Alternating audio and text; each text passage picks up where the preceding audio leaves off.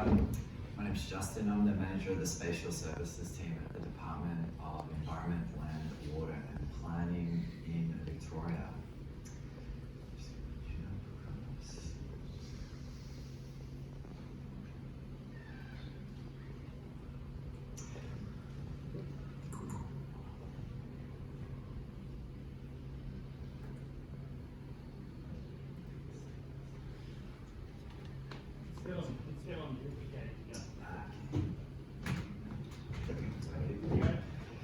Alright, so I guess I just want to start by saying it's a real privilege to be presenting alongside Andreas and Gert and Zorko this morning. Really great minds in this space. So I really, I think we're all really lucky to hear from these guys, and especially what Andreas was just saying there. It is really, it's so true. Like, we've got so much power at our fingertips, and it's just an exciting space to be working in. So I thought I'd just start with that. But yeah, basically my team back in Melbourne made up of 17 spatial professionals, and guilty to say that they're all unfortunately back in Melbourne working hard while I'm over here enjoying the conference and drinking great New Zealand craft beer. But yeah, we basically provide all manner of spatial services to the planning department in Melbourne. And yeah, I'm basically here just to share on how we've been able to leverage the great functionality that exists in the Esri stack, specifically in the 3D technology space. So, what is our current 3D solution made up of? So basically, you say there's 4 key components that make up our solution. It starts off with a planning-centric ArcGIS-based 3D web application, which we call Vic3D.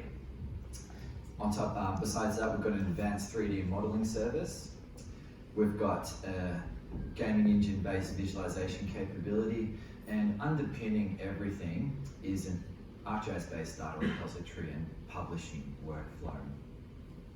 But in regards to our journey to get to this point, how do we get there? Well, back in 2019, we were actually operating on a 3D platform that was non-spatial and didn't have any spatial integration capabilities. So it was a black box, really limited what we could do. The time had come for us to reevaluate our 3D platform, but we also realized it was time to reevaluate how we engage with other government departments, municipalities, and also the private sector. So in order to give ourselves the best possible chance of success with this project, we tackled it in 3 steps. And the first one, of course, was understand our business. We didn't want to just recreate the same tool set in a different technology stack, so it was really important we understand the end-to-end user case. Step 2 was to investigate the technologies that are available on the market. I think anyone who's exploring the 3D space knows there's a lot of things going on in this domain, so it's really important that we investigated what was on the market and implemented a targeted proof of concept. Now, I'm relatively risk adverse, and I also know that a lot of technologies on the market, their marketing material can sometimes overstate their capabilities. So it was really important that we did put our selected technologies through their paces to make sure they would deliver what we needed. And thirdly, it makes sense, but when we're happy with our technology choice, build up a formal design and get cracking on the implementation. Now, personally, I really feel that proof of concept stage was the most critical to our ultimate success. So, based on our market assessment at the time, and with the goal of expanding our ArcGIS implementation, one key component we targeted as part of the proof of concept was the ArcGIS API for JavaScript, which is what you can see the results of in this current video on the screen. Some of the functions that we targeted in our proof of concept were the ability to integrate both 2D spatial data that we have and 3D data, so LiDAR, mesh models, and building models. We needed to be able to visualize highly detailed development activity models alongside the existing build form, and also overshadowing, which is a really important analysis for the planning group.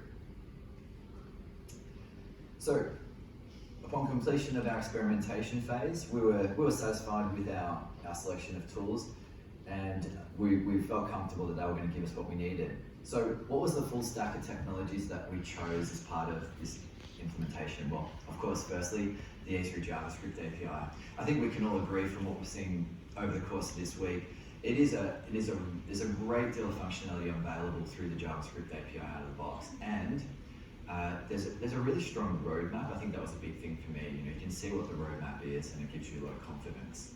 Of course, ArcGIS Pro and ArcGIS Enterprise, key to the desktop and server aspects of our solution. But ArcGIS Solutions, now this is a real hidden gem in my mind from Esri, and it just provides a great range of tools to support, in our case, planning and development. So I'm going to touch on that a bit more later on, because it is a really great component. Now, City Engine, we saw from Zorko City Engine, and up until this point we'd been limited in how much we'd taken advantage of City Engine, so we saw this project as a great opportunity to really extend our usage of the advanced 3D modeling capabilities in City Engine. ArcGIS Urban as well. ArcGIS Urban had just come out, or was just coming out at the time. We really felt that it could provide some powerful support to our planning use cases.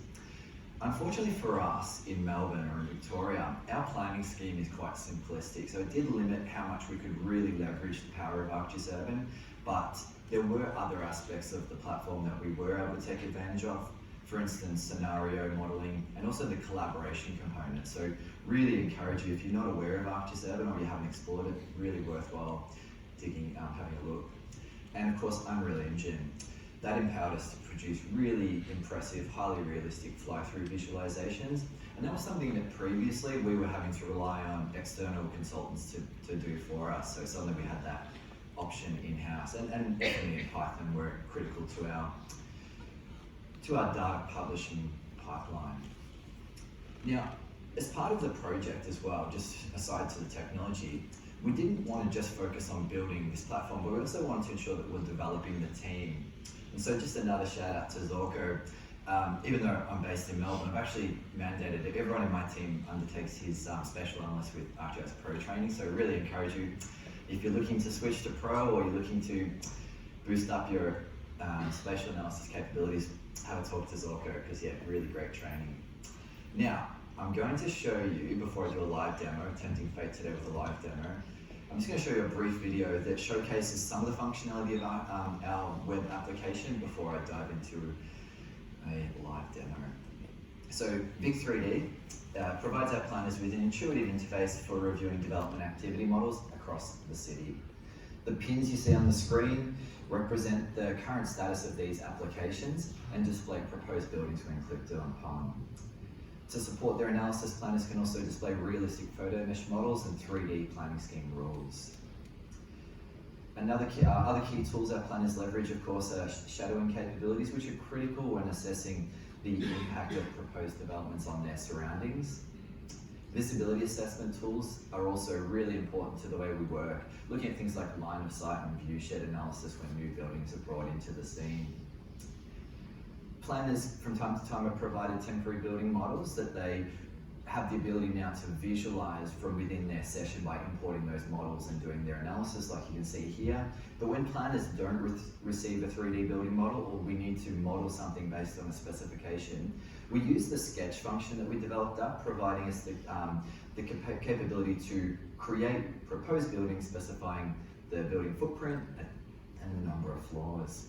And then of course additional segments can be built up on that building with varying setbacks, and the results of that then can take part in any overshadowing studies. So with that, it's always very dangerous going to a live demo, but let's give it a crack. Seeing how good the guys have been this morning, let's hope I can deliver something insane. So Vic3D, this is our current application. So I'm just going to show you a quick few functions. So, it's always great to show you a video, but yeah, now let's actually see that it actually delivers what I showcase. So, a few things I want to showcase is the speed with which the web scene viewer brings in really detailed building models. You can click on a building model, and you can just see how quickly that model has been loaded up into the interface. So really quick and easy to do that sort of thing. Now, I was sort of highlighting the sketch function and being able to create buildings on the fly. So let's say I didn't have a building and I want to see new development here. I can create a sketch because it's all tied to generally the property boundary. So I can say, all right, I am going to build there's going to be a proposed development right here. Actually, I'm going to throw in two properties. So new development right there, and we're going to start with a floor count of 6, and it's going to be retail. 6 floors retail, and then I'm going to add an additional segment, which is going to be 40 floors of residential. But with that 40 floors of residential, I'm going to change the setback on that. So we can go in here and just change the setback configuration. So this is just really important for our planners. So they can come in here and go, so from the rear of the building, there's going to be a 6 meter setback, and from the front, there's just going to be a 2 meter setback. And you can see that the information around footprint, floor area, and so forth get updated dynamically. So you can do that, and of course then shadowing comes into it. You can now do your shadow analysis. Now you've got your straightforward shadow analysis. Really important in Melbourne is anything that overshadows the river you see there, really close to our Minister for Planner's heart. But as Gert mentioned, we were really impressed when this came up, because it was a big thing that we needed, was shadow accumulation. Now, this is really excited me when I saw this widget. Most of all, the total shadow duration for a specific day between specific hours. So between the hours of 10 AM and 4 PM on the 9th of September today, that is the shadow generation. You can see, like, in this live demo, just how quickly and interactive that widget is. So this is really impressive stuff, and for our planners, really easy to use. So they can come in here and go, all right, that new development is going to have total 6 hours shadow duration between the hours of 10 and 4. So really easy to use.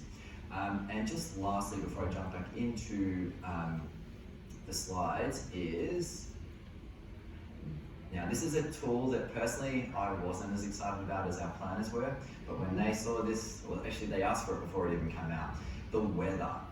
Now, I was pretty excited the other day when I walked to the conference and it was snowing. We don't get snow too much in Melbourne, but what we do get is a lot of rain. So that, just like, again, it's really impressive to be able to do this sort of thing. It just adds an extra layer of, reality to the interface, and be it rain, fog, or nice sunny day.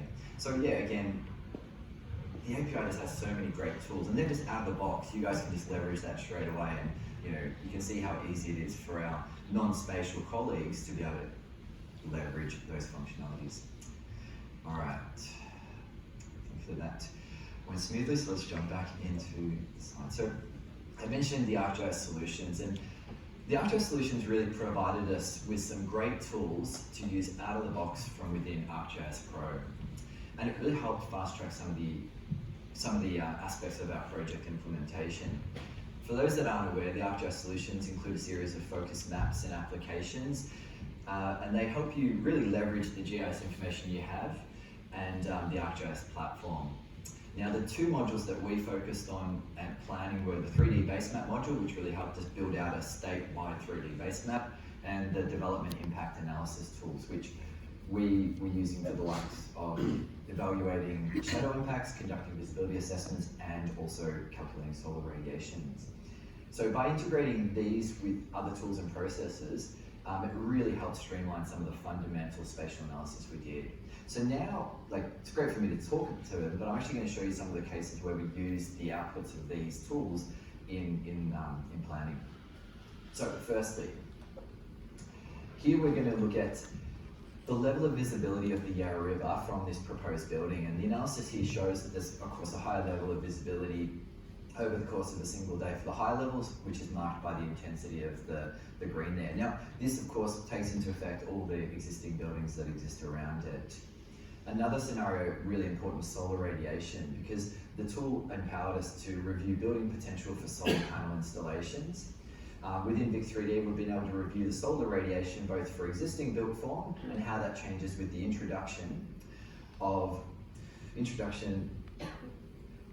newly proposed buildings, and this really helped determine the ideal location for solar panels and the impact on existing solar infrastructure with new buildings coming along. And finally, the shadowing. Planners really do frequently review the potential shadow impacts of a proposed development on the surrounding buildings. So in this scenario, we're assessing the existing cumulative shadowing over the course of a single day and then comparing it with the cumulative shadowing post that new development coming in. The problem here is it's not entirely easy to see what the difference is. You can flick between the two, but it doesn't really give you a clear idea. But the shadow difference is, it was really valuable in our case because it showed you, it highlighted the shadow difference from bringing in that new development and how that impacted the pre and post shadowing. So really easy to use. So if you haven't used them, jump in, have a look, because they are really easy to use within ArcGIS Pro, and then you can leverage that data in your web viewer or what you choose to do there. So beyond that sort of application, one of the great success stories of our 3D platform is how it's been adapted and extended within Heritage Victoria, who are basically responsible for managing or making decisions about significant heritage sites across the state. One recent project involved using the 3D spatial analysis of a detailed LiDAR data set across the Buckland Valley. Specifically, HV wanted to see where historic mining activity had occurred, accurately determining where historic sites are and finding new ones. And this was all made possible through ArcGIS Pro and the 3D Analyst extension, which allowed us to identify or locate old mining trails, old mining shafts, and even old railway tracks up the side of the mountain. So, this was really powerful just using those tools. More broadly, Heritage actually received a huge amount of 3D data that they weren't able to use. So this gave us a really great opportunity to work with the university sector and some private consultants to develop up this guideline of not only how to submit data to the department, but how to record that data, what to record. So when you're out there, some guidelines around that. So we're able to build up a really powerful document, and now they have a platform where they can actually visualize those really detailed models, and also the landscapes like this one you see here, an excavation site in the city, captured over different points in time. And just looping back to another key planning use case is precinct planning. My team currently uses tools such as Grasshopper and Rhino to parametrically model proposed built form planning controls. So we're basically visualizing or automatically generating what could potentially be developed based on the planning scheme rules.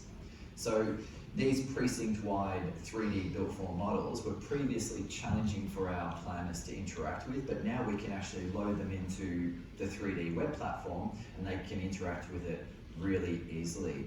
But then the next step, of course, was to take that data and import it into the gaming engine platform Unreal. So this is an example of the output from Unreal that my team's been able to generate from the spatial data that they've done through the modeling, reviewed with the planners, and then came up with this end result. So yeah, this video really highlights the amazing products that can be generated and how accessible they are. We're spatial people, but these are far more accessible than they ever were. And you can sort of see, probably not as good as the quality of the samples from the other guys, but you can see how great these tools actually are. So, implementing an Esri 3D solution for planning has been a really exciting and valuable journey for us, and there's been a number of lessons learned along the way. Two, I just want to highlight, there's no one tool for the job. So yeah, it's really important that you're aware of what's on the market, do your assessment, but even more importantly, and I think we'll all agree, collaboration is key. It's the success of projects like this, are really heavily dependent on us working together, sharing our knowledge and driving each other to bigger and better things. Looking ahead, we're really excited to explore more integration or more of the capabilities in the gaming engine space, and of course the 360 VR stuff as well. Really keen to try that out when I'm back in Melbourne. So, yeah, I know sometimes people, when they see what's happening in the 3D space, it can appear a little bit daunting, but I really do encourage you to dive in. It's far more accessible than it ever has been, and you can do some really amazing things using the likes of the Esri stack, the gaming engine technologies and the likes. So really just want to finish by acknowledging the great work of my team back in Melbourne, but also our partners. Working with the likes of Esri, Eagle, and the data suppliers, you really got to give them credit for the amazing work that the data suppliers are doing, the likes of photo mapping services and so forth. Really welcome any communication if you want to have a discussion around what we've done, got any questions and the likes. or if you just want to see what craft beer I'm drinking, you can check out my Instagram there. But yeah, on that note, I'll leave it there and hand back over to the other guys. Thanks everyone.